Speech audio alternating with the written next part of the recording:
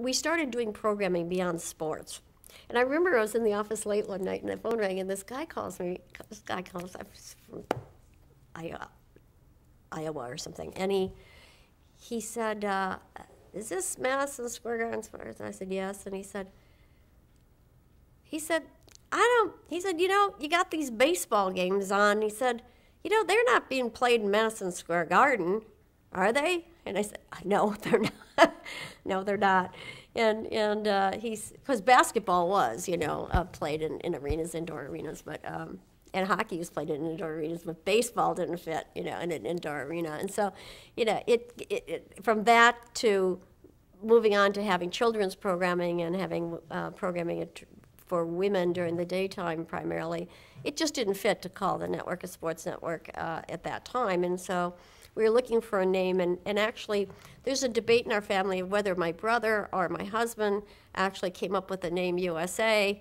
It used to be a country, you know. It's hard to trademark, let me just put it that way. And the fact is, it was the same year that USA Today began its experimental publishing. And they came slightly after we did. I had chosen the name and trademarked the name in 1979. And it was very difficult to get any kind of trademark over the name, as you can imagine.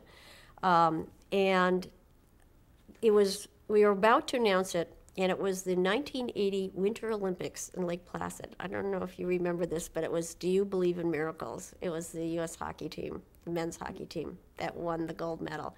And in the semifinal matchup, it was against the Soviets, and no one thought we could beat the Soviets except the team. And I remember I was skiing actually in Utah, and I came in off the slope, and I came into this is Snowbird, and the lodge of Snowbird went up, the stairway went up around this sort of atrium part of the lodge, and people were just hanging from the rafters, and they were shouting, USA, USA. I thought, this is great. USA, you know?